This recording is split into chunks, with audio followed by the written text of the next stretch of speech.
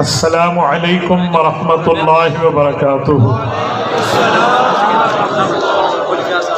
الحمد للہ وحدہ والصلاة والسلام علی من لا نبی بعدہ، اما بعد فاعوذ باللہ من الشیطان الرجیم، بسم اللہ الرحمن الرحیم۔ ما كان محمد أبا أحد من رجالكم ولكن رسول الله وخاتم النبيين وكان الله بكل شيء عليما۔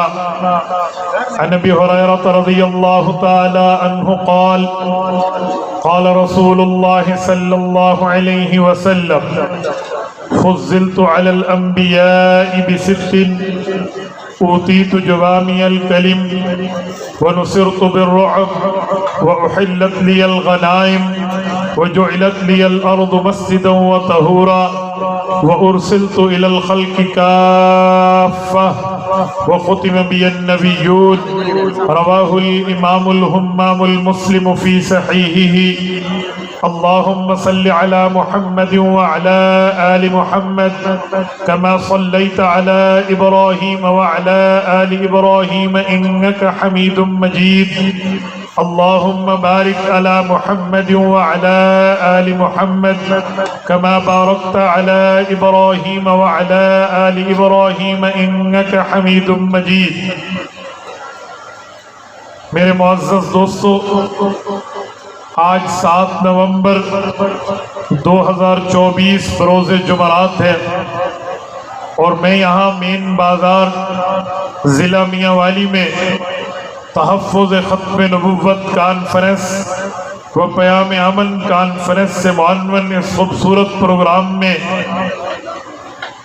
مفکر اسلام حضرت مولانا مفتی محمود نور اللہ مرکزہ کے فرزند ارجمند، ہمارے امیر صوبہ خیبر پختونخوا سینیٹر حضرت مولانا عطاء الرحمن دامت برکاتہم العالیہ کے حکم پر ان کی نیابت کرتے ہوئے آپ کی خدمت میں موجود ہیں۔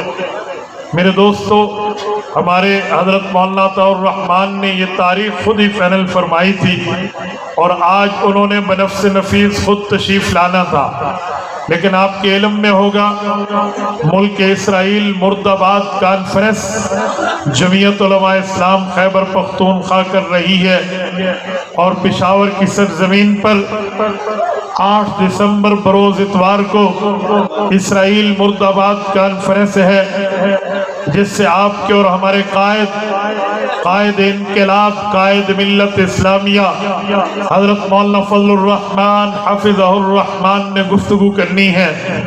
اس کی تیاری کے سلسلے میں آج حضرت مولانا عطاء الرحمن چترال کے اندر موجود ہیں۔ سفر کی طوالت کی وجہ سے اور بعد مسافرت کی وجہ سے ان کا یہاں شریک ہونا تقریباً ناممکن سا ہو گیا۔ حضرت مولانا نے مجھے حکم فرمایا کہ آپ وہاں جائیے اور اس پروگرام میں میرا پیغام بھی دیجئے کہ میں انشاءاللہ اس کا کفارہ بھی ادا کروں گا اور پیغام کے ساتھ ساتھ لوگوں سے گفتگو بھی کیجئے۔ میں اسی حوالے سے آپ کی خدمت میں بات کر رہا ہوں۔ ہمارے اسٹیج پر ضلع میاں والی کی پوری کریم علماء کرام کی موجود ہے اور خصوصاً ہمارے سینئر نائب امیر جمعیت علماء اسلام حضرت خواجہ خلیل احمد دامت برکاتہم العالیہ تشریف فرما ہے۔ امیر ضلع سمیت جملہ علماء کرام موجود ہیں۔ میں اسی عنوان پر آپ کی خدمت میں بات کرنے لگا ہوں جو آپ نے اشتہار پہ پڑھا ہے، تحفظ ختم نبوت کانفرنس۔ میرے دوستو، آج لوگ کہتے ہیں تمہیں کیا ضرورت ہے کہ تم ختم نبوت کی کانفرنس کرتے ہو؟ قادیانی تو 1974 میں کافر اقلیت قرار آ گیا تھا۔ قادیانیت کے خلاف قانون موجود ہے، قادیانیت کے لیے آئین موجود ہے، قادیانیت کے لیے حکومت حرکت میں آ سکتی ہے، تو پھر کیا ضرورت ہے قادیانیت کے خلاف کانفرنس کرنے کے لیے؟ میں 2 جواب سمجھانے کے لیے عرض کرتا ہوں۔ سب سے پہلی اور بنیادی بات یہ ہے، ہمیں قادیانیوں سے لینا دینا کوئی نہیں ہے کہ ہم قادیانیوں کی وجہ سے ختم نبوت کانفرنس کر رہے ہیں، بلکہ ہم ختم نبوت کو اپنا ایمان سمجھتے ہیں، اپنا مذہب سمجھتے ہیں، اپنا دین سمجھتے ہیں، اور اپنا دین، اپنے مذہب، اپنے ایمان کو کسی کے لیے بیان نہیں کیا جاتا، کسی کی وجہ سے نہیں سنایا جاتا، کسی کی وجہ سے نہیں بتایا جاتا، بلکہ ایمان بطور ایمان بتایا جاتا ہے، دین بطور دین سنایا جاتا ہے، مذہب بطور مذہب بتایا جاتا ہے۔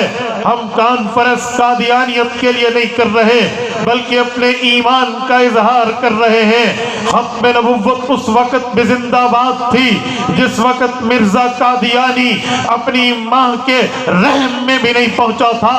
ختم نبوت تب بھی زندہ باد ہے جب آج قادیانیت اپنی موت میں آخری سسکیاں لے رہی ہے۔ ختم نبوت تب بھی زندہ باد ہوگی جب یوم قیامت میں لواء الحمد کا پرچم میرے پاک نبی حضرت محمد مصطفیٰ احمد مجتبیٰ صلی اللہ علیہ وسلم کے ہاتھوں میں ہوگا۔ ہم ختم نبوت کانفرنس قادیانی کے لیے نہیں کرتے، بلکہ اپنے ایمان، مذہب اور دین کے اظہار کے لیے کرتے ہیں۔ اور میں دوسری بات سمجھانے لگا ہوں کہ اگر تم کہو قادیانیوں کے لیے آئین بن چکا ہے، قادیانیوں کے لیے قانون بن چکا ہے، قادیانیوں کے لیے قانون کے کتاب میں ان کے لیے قوانین اور آرٹیکل موجود ہے، تو پھر کانفرنسز کی ضرورت نہیں ہے۔ میں سمجھانے کے لیے کہنے لگا ہوں، بے وقوف ہوگا وہ شخص جو اپنا محل تو بنائے، اپنا بنگلہ تو بنائے، اپنی کوٹھی تو بنائے، لیکن جب کوٹھی محل بنگلہ بن جائے پھر اس کی چوکیداری نہ کرے، اس کی پہرہ داری نہ کرے، اس کی خبرداری نہ کرے، بلکہ عقل مند کی نشانی یہ ہے وہ جو مال لگائے گا، وقت لگائے گا، صلاحیت لگائے گا، طاقت لگائے گا، اپنا محل بنائے گا تو اس کی چوکیداری بھی کرے گا۔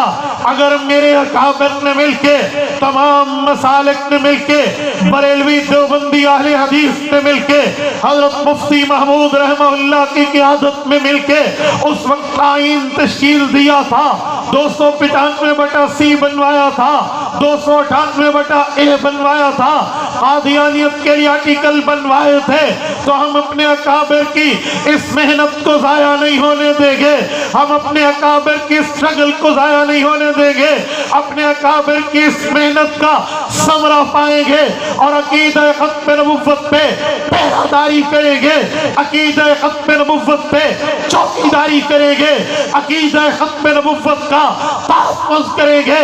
اگر ہم نے آئین بنایا ہے تو ہم آئین بچائیں گے۔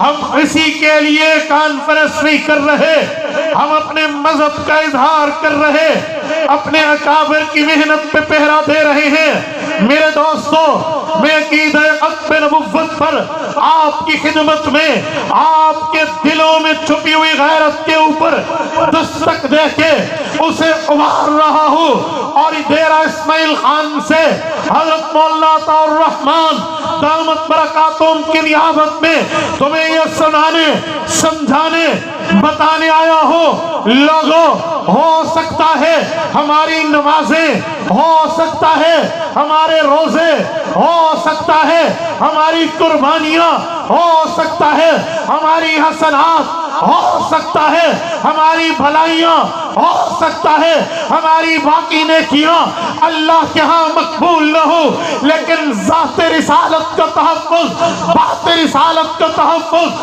عہدہ رسالت کا تحفظ، تاج رسالت کا تحفظ، تمغہ رسالت کا تحفظ، نبی کی ذات کا تحفظ ہے۔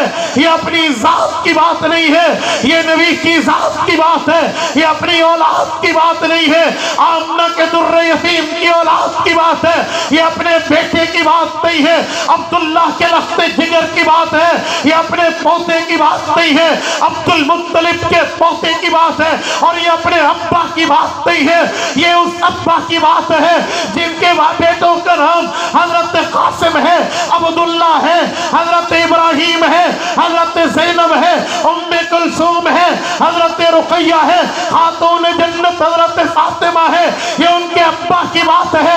اگر میری بہن تحفظ کرتی ہے تو صرف شوہر کی بات نہیں ہے، حضرت خدیجہ کے شوہر کی بات ہے، حضرت عائشہ کے شوہر کی بات ہے، زینب بنت خزیمہ کے شوہر کی بات ہے، زینب بنت جحش کے شوہر کی بات ہے، حضرت حفصہ کے شوہر کی بات ہے، حضرت میمونہ کے شوہر کی بات ہے، حضرت صفیہ کے شوہر کی بات ہے، رسول اللہ کی ان بیویوں کی، ان شوہر کی بات ہے جس کے لیے رب کا قرآن سورت نمبر 33 سورت احزاب اور اس کا پہلا رکوع 21واں پارہ رب کا اعلان ہے، النبی اولی بالمؤمنین من انفسہم وازواجہ امہاتہم۔ اے لوگوں، اگر مؤمن ہو اپنی جان سے زیادہ پیغمبر کو قریب سمجھو۔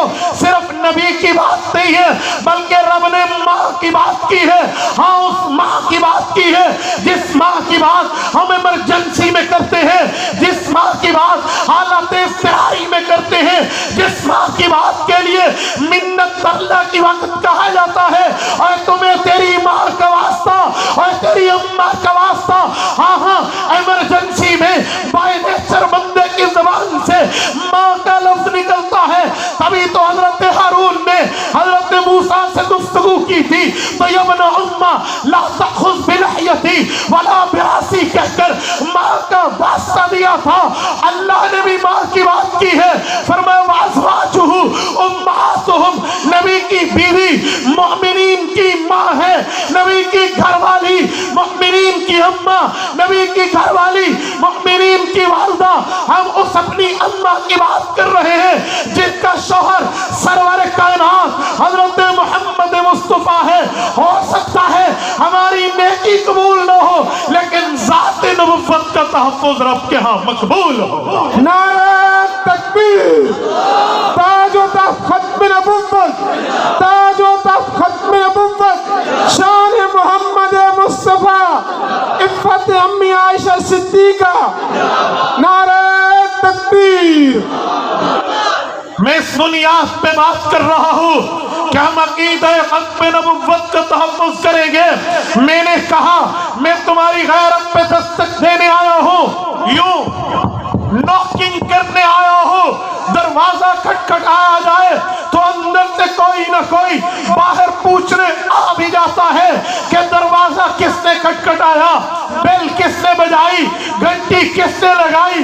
کہا جاتا ہے میں نے تمہاری غیرت پہ دستک دینے کے لیے سفر کیا ہے کہ رسول اللہ کی ذات کے تحفظ کے لیے میدان میں اترنا چاہیے۔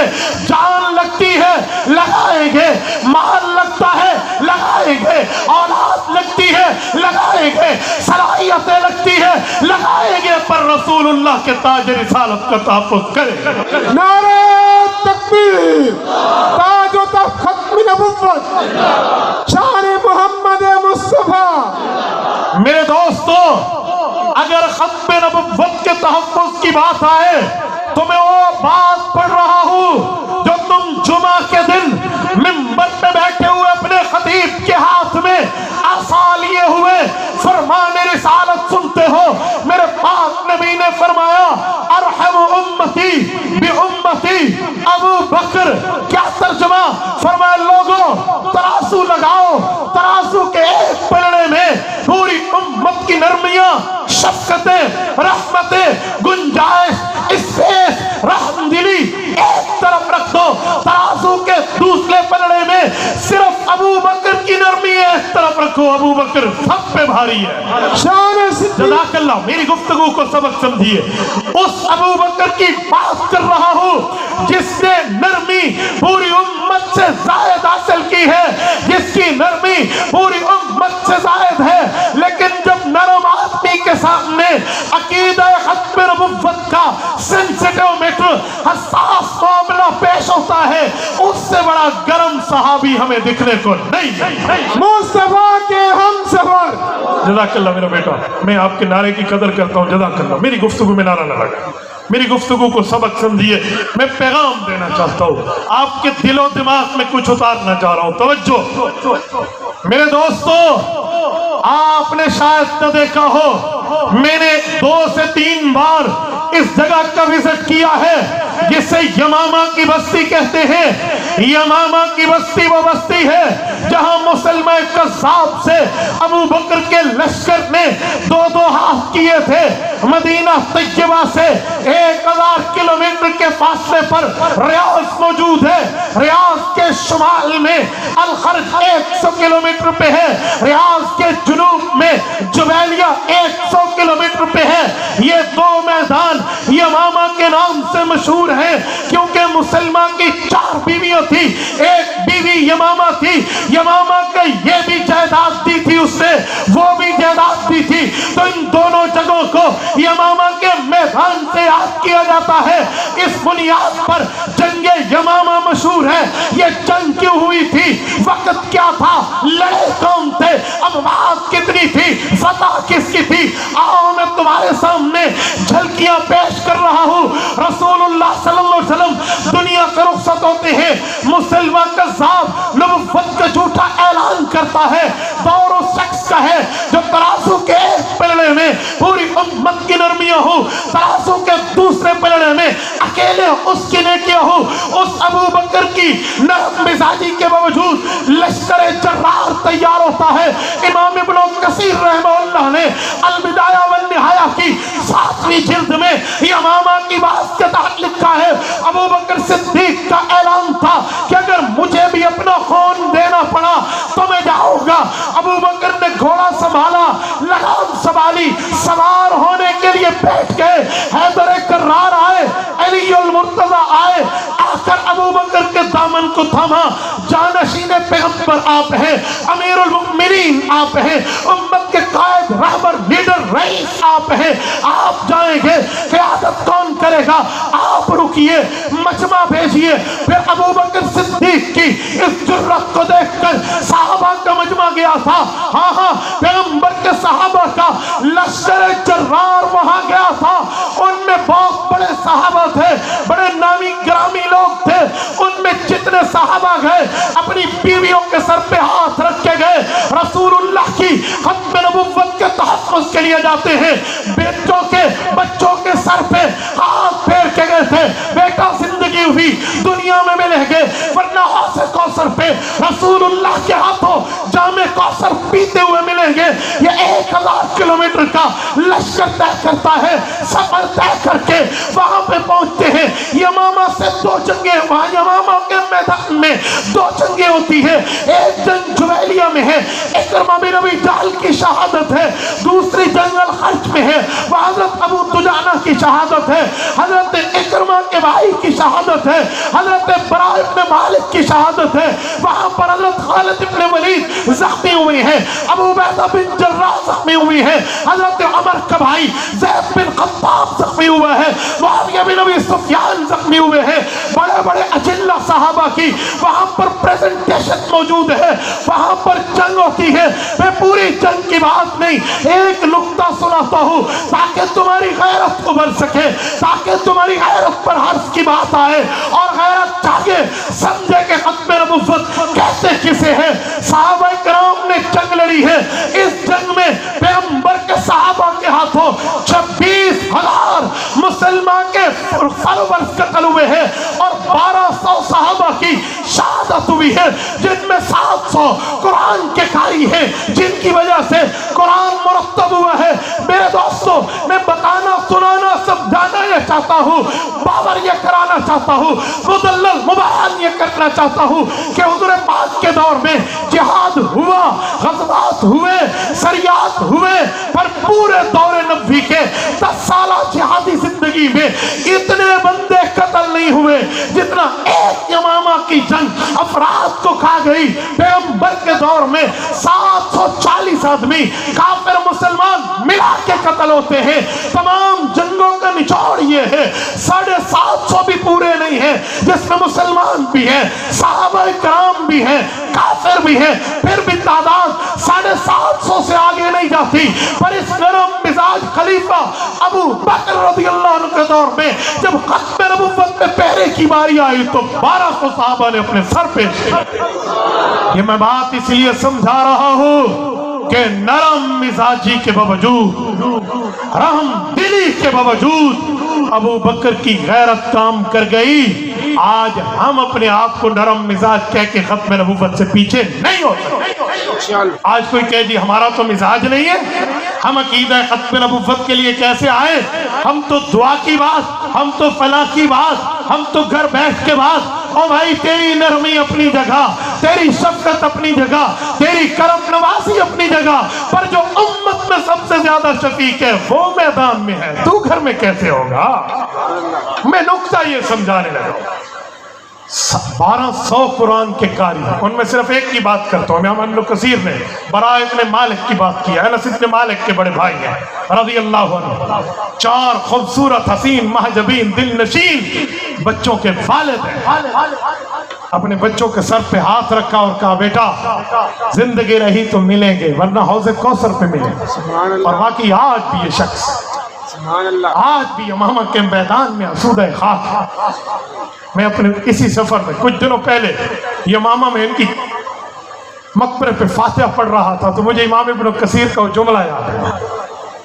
البدایہ میں وہ لکھتے ہیں کہ جب یمامہ کے میدان میں مسلمہ ڈرا بھاگا اور قلعہ بند ہو گیا، 6 مہینے کی خوراک اس نے اندر سنبھالی ہوئی تھی اپنے پورے لشکر کی، تو اب 2 راستے تھے صحابہ کے بعد، یا تو 6 ماہ باہر رہ کر انتظار کیا جائے یا واپس لوٹ جائے۔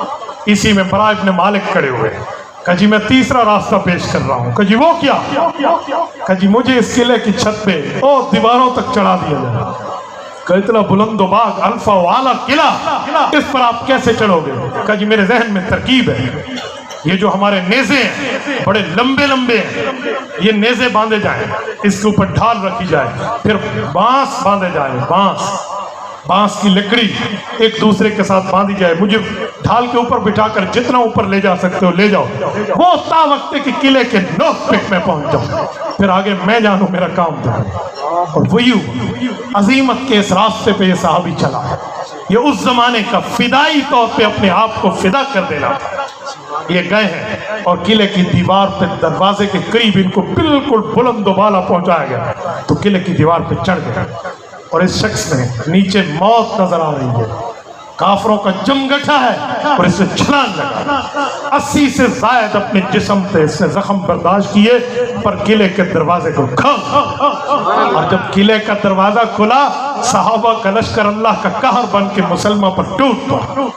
یہاں حضرت وحشی فرماتے جب میں نے مسلمہ کو دیکھا تو وہی حربہ استعمال کیا جو حضرت حمزہ کے لیے کیا تھا، کہتے قتلت خیر الناس ثم لاجل ذلك قتلت شر الناس، کہ میرے ہاتھوں سے خیر الناس لوگوں میں بہتر آدمی حضرت حمزہ شہید ہوئے تھے، اس بات کو مٹانے کے لیے میں نے اس شخص کی گردن کاٹی ہے جس کو مسلمان کذاب کہتے ہیں۔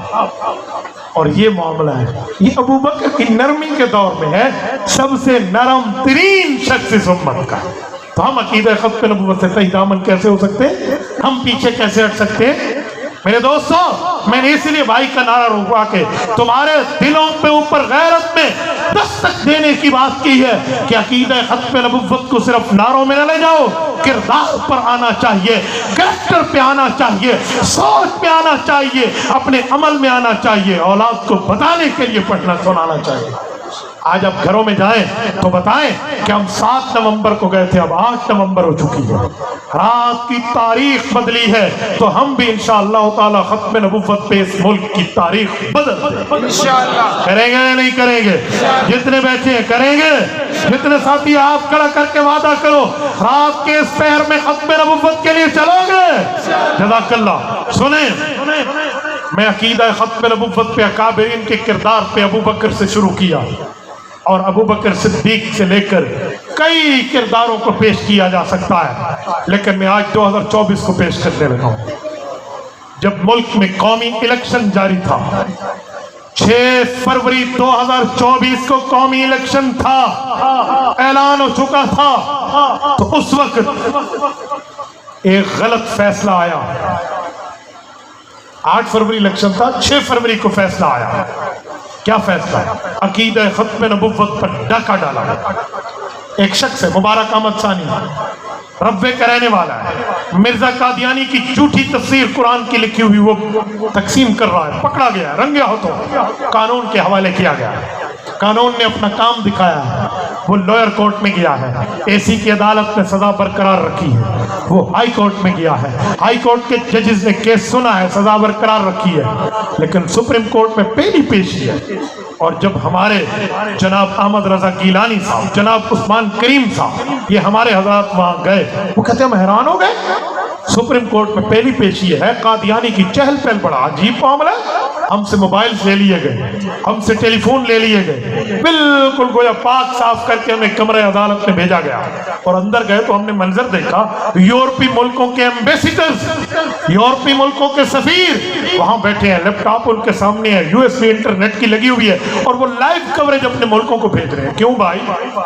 مجرم ہمارے ملک سے پکڑا گیا، جرم ہمارا، ہمارے علاقے کا، سپریم کورٹ میرے ملک کا، چیف جسٹس میرے ملک کا، سماعت میرے ملک کے دل اسلام آباد میں، یورپی ممالک وہاں کیا کر رہے ہیں؟ تو سب سمجھ گئے کہ صرف دال میں کالا نہیں ہے، پوری دال کالی ہے۔ فیصلہ آ گیا، 2 دن پہلے 6 فروری کو، 8 فروری الیکشن ہے، الیکشن کی ٹریفک چل رہی ہے، ٹریفک کا رش ہے، تو چلو ہم اپنا ٹرک چپ کر کے اندر سے گزار لیں گے، پر جی نہیں، مسلمان جتنا بھی گناہگار ہو آقا کے لیے بیدار ہے انشاءاللہ۔ پھر مسلمان اٹھے، اور وہ آپ بھی جانتے ہیں، میں بھی جانتا ہوں، پھر وہ چترال کی چوٹیوں سے لے کر کراچی کے ساحلوں تک اٹھے، یہ بوریا نشین اٹھے، یہ مسلمان اٹھے، یہ اہل اسلام اٹھے، اور بات چلائی۔ پھر ریویو پٹیشن آئی، ہم سمجھ گئے یار کوئی گنجائش ہو جائے گی، ریویو پٹیشن پہ معاملہ ٹھیک ہو جائے گا۔ نظر ثانی ہے، نظر ثانی میں وہ بلنڈرز آئے ہیں، ایک ہوتی ہے مسٹیک، چھوٹی غلطی ہے، کہ بلنڈرز بہت بڑی غلطیاں، وہ بلنڈرز آئے جو تاریخ جوڈیشری میں نہیں۔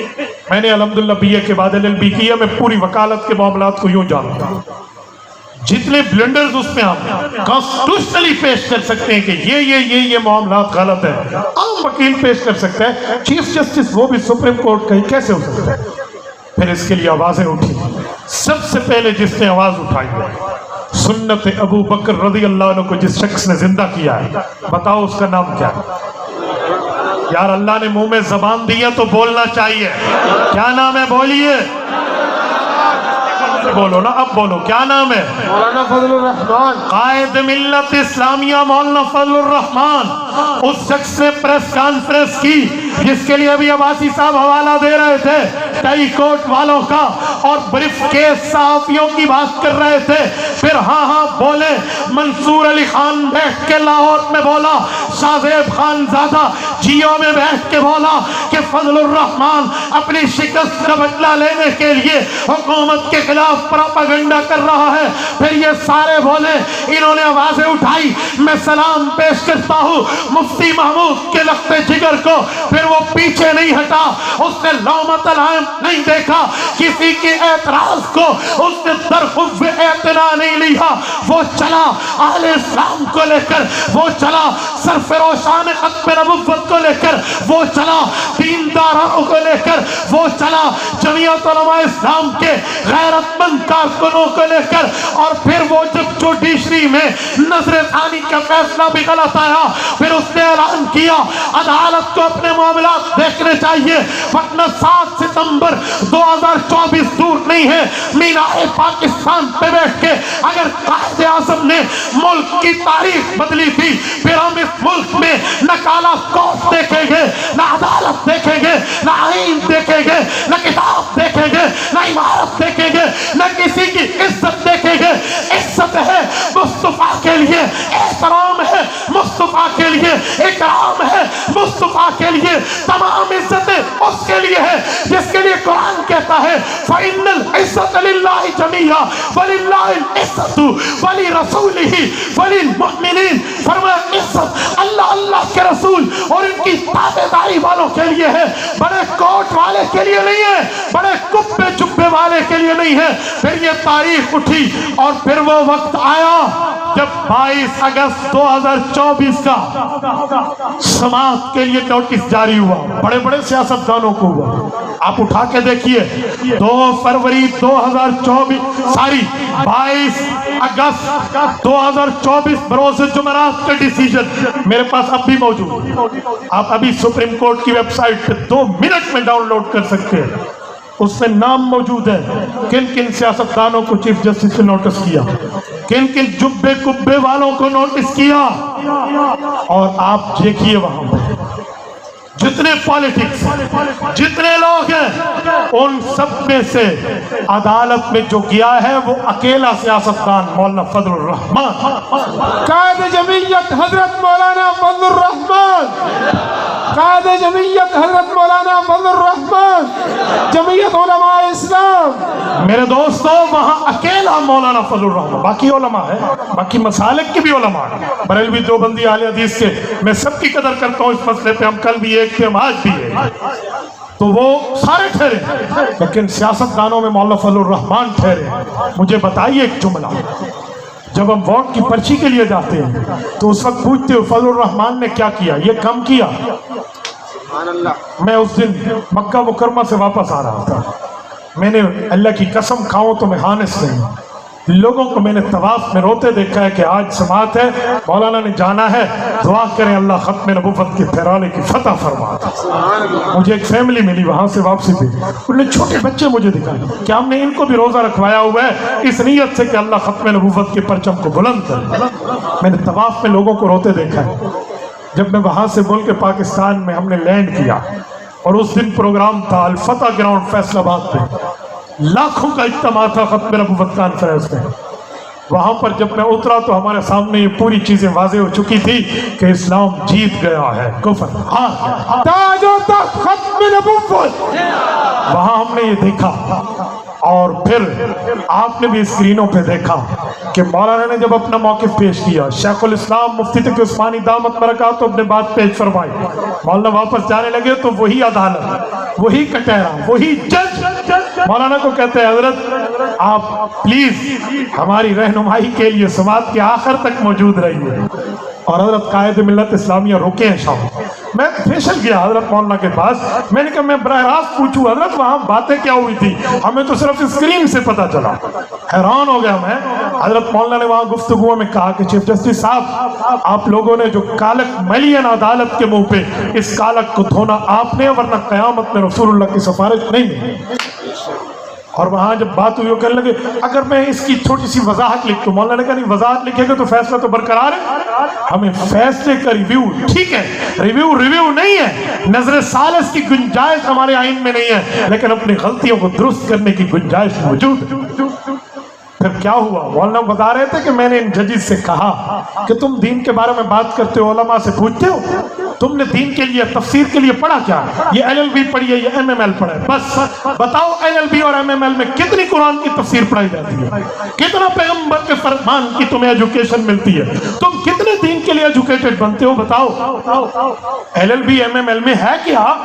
یہ تمہارے آئین کے علاوہ، تو ان آرٹیکل کے علاوہ، اس قانون کی کتاب کے علاوہ تفسیر کہاں ہے، قرآن کہاں ہے، حضور کا فرمان کہاں ہے؟ تو سب نے اپنی غلطی مانی۔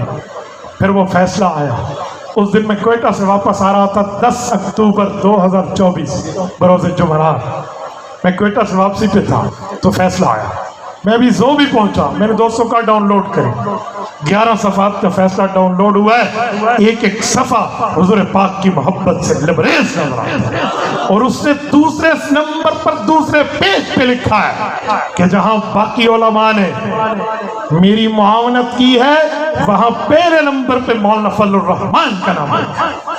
یہ جو لوگ کہتے تھے جی باقی علماء تھے، فضل الرحمان تھے، کی میں تو سکال کریں دے وے خام مقاتے کتھن بوتھیاں، میں دیکھنا چاہتا ہوں ان چہروں کو، مجھے دیکھنا ہے ان منہوں کو جو کہتے تھے مولانا وہاں نہیں ہے، ایک جج سے پہلے نمبر پہ مولوی دنا لکھی ہوئی ہے۔ پھر جتنی آیات اور جتنی احادیث اس نے کوٹ کی ہے ساری ٹھیک کوٹ کی ہے کیونکہ علماء کی رہنمائی موجود تھی۔ تو میرے دوستو یہ ختم نبوت پہ اس نے پہرا دیا مولانا فضل الرحمان نے، مجھے بتائیں ابو بکر صدیق کے پہرے رضی اللہ عنہ سے لے کر مولانا فضل الرحمان تک پہرا دیا ہے، تو ہمیں نہ کابر کی ان قربانیوں کو ضائع ہونے دیں، بولیے تو میرے دوستو اس کے لیے عہد کرو کہ ہم انشاءاللہ تعالی آگے چلیں گے اور ان علماء کی قیادت میں چلیں گے۔ اب بھی یہ تو مذہبی بات تھی، ہاں اگر کانسٹیٹیوشنلی بات ہو، پالیٹکس کی بات ہو، سیاسی بات ہو، تو تمام سیاستدان جو کئی مرتبہ وزیر اعظم، کئی مرتبہ صدر، کئی مرتبہ وزراء بن چکے تھے، چیئرمین سینٹ بن چکے تھے، بڑی بڑی جماعتوں میں اپنے عہدے رکھنے والے تھے، وہ بھی 26ویں آئینی ترمیم میں میرے قائد کے گھر کے طواف کرتے ہوئے نظر آتے ہیں، ان سے ایک چیز پوچھتے ہوئے نظر آتے ہیں۔ ہاں میں نے دیکھا ہے کہ اگر مولانا چاہتے وزارتیں کیا تھی، ہر چیز مولانا پہ اربوں آف ڈالر وہ قربان کر دیتے، لیکن مفتی محمود کے اس بیٹے نے پاؤں کی ٹھوکر سے اڑایا ہے۔ 26ویں آئینی ترمیم میں اگر آئینی طور پہ ان کا ساتھ دیا، غیر آئینی چیزیں نکالی، تو وہاں پر یہ طے کرایا سود کا نظام بند کرنا ہوگا، مدارس مساجد کو رجسٹر کرنا ہوگا، شریعہ کورٹ کے حکم کو 1 سال میں فیصلہ کرنا ہوگا، اور اسی طرح اسلامی نظریاتی کونسل کی سفارشات پر آپ کو لیجسلیشن کرنی ہوگی۔ یہ تمام چیزیں اگر کرائی ہے تو مولانا فضل الرحمان جمعیت علماء نے کرائی۔ اسے کہتے ہیں سیاست، اسے کہتے ہیں تدبر، اسے کہتے ہیں حسن سلوک، اسے کہتے ہیں ایکسپیرینس، اسے کہتے ہیں تجربہ، اسے کہتے ہیں اعتدال۔ کہ 13 سیٹوں کے ساتھ وہ باتیں منوائی ہیں جو کئی سالوں سے مسلمانان پاکستان کی امنگ تھی۔ باقی جماعتیں تو کوئی 13 چیف جسٹس اور میرے چیف جسٹس کے چکر میں تھے، باقی تو کوئی 13 جرنیل اور میرے جرنیل کے معاملات میں ہیں۔ ہم بیٹھے ہیں تو دین کے لیے بیٹھے ہیں، مسلمانان پاکستان کے لیے بیٹھے ہیں۔ یہ جو سود کے خاتمے کی بات ہوئی ہے، یہ کم بات ہے؟ یہ کہتے ہیں جی 3 سال کیوں دیے؟ میں نے کہا سنو، ہم تو 3 منٹ بھی نہیں دے رہے تھے، حکومت رونے لگی جی 10 سال دے دے۔ مولانا نے کہا کیوں؟ کہ جی ہمارے معاہدات ہیں، ہم نے لوگوں کے ساتھ کیے ہوئے، ہمارے پیسے کھا جائیں گے۔ مولانا نے فرمایا 10 سال بعد حکومت کس کی ہونی، ہم کس کا گریبان پکڑیں گے؟ ایسے نہیں ہو سکتا۔ پھر مر کے 5 سال کا جی نہیں آپ کے ٹینور میں۔ مولانا 1 سال سے آگے نہیں گئے، مر کے 3 سال پہ آئے ہیں، چلو اسی حکومت میں ہوگا، ہم گریبان پکڑ کے پوچھیں گے جی وعدہ ہم سے ہوا تو وفا ہوا یا نہ ہوا؟ لوگ کہتے ہیں جی ایسے کیوں ہوا؟ میں نے ہمیشہ کہا ہے یاد رکھیں، عوام تک ثمرات آنے میں وقت لگتا ہے، بس عوام کو چاہیے اپنی قیادت اور اپنے علماء پر اعتماد کریں۔ تو میں پوری بات کا خلاصہ دے کر بات ختم کر رہا ہوں۔ میں نے بات چلائی تھی تحفظ ختم نبوت پہ، میں نے دلیل میں پیش کیا ہے حضرت ابوبکر صدیق رضی اللہ عنہ سے لے کر قائد ملت اسلامیہ مولانا فضل الرحمان تک کردار، یہ بات سمجھانے کے لیے کہ ہم ختم نبوت کے قلبی ابھی تھے، ہم ختم نبوت کے آج کے پاس ماں ہیں۔ لوگوں اپنے گھروں میں جانا تو عقیدہ ختم نبوت یاد کر کے سمجھ کے جانا، عقیدہ ختم نبوت کے لیے اپنی اولادوں کو بتانا، اپنا مال لگانا، اپنی جان لگانا، اپنی صلاحیت لگانا، اپنی اوقات لگانا، کیونکہ خوش قسمت ہے وہ جان جو عقیدہ ختم نبوت کے لیے لگے، خوش قسمت ہے وہ مال جو عقیدہ ختم نبوت کے لیے لگے، خوش قسمت ہے وہ وقت جو ختم نبوت کے لیے خرچ ہو، خوش قسمت ہے وہ اولاد جو ختم نبوت کے لیے چلے، خوش قسمت ہے وہ صلاحیت جو ختم نبوت کے لیے چلے۔ ہاں ہمیں اور تو کسی سے اپنی نیکی کا گمنڈ نہیں ہے، اللہ قبول کر لے، لیکن کل قیامت کا دن ہوگا، مدنی کریم کے لیے ہم اتنا کہہ دیں گے یا بدیع الدل والعنجی لک سلطان علی المحجی ان بیتا انت ساکنہ غیر محتاج علی السرجی وجهک المأمول حجتنا یوم یقضی الناس بالحججی۔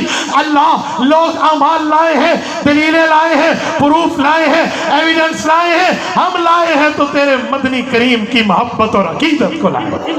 چلیں گے انشاءاللہ، جتنے ساتھی بیٹھے ہیں چلو گے؟ ہاتھ کھڑا کر کے وعدہ کریں، میں بات ختم کر رہا ہوں۔ عقیدہ ختم نبوت کے لیے چلو گے؟ عقیدہ ختم نبوت کے لیے مال لگانا پڑا لگاؤ گے؟ اولاد لگانی پڑی لگاؤ گے؟ عقیدہ ختم نبوت کے لیے اگر کل جماعت اعلان کرتے، آدمی مجلس تحفظ ختم نبوت اعلان کرتے، جمعیت علماء اعلان کرتے، قائد ملت اسلامیہ اعلان کرتے، آپ چلو گے؟ جو چلیں گے ہاتھ بلند آواز سے انشاءاللہ کہیں چلیں گے۔ جزاکم اللہ تعالی، اللہ آپ کو رحم صراط مستقیم عطا فرمائے۔ وآخر دعوانا ان الحمدللہ رب العالمین۔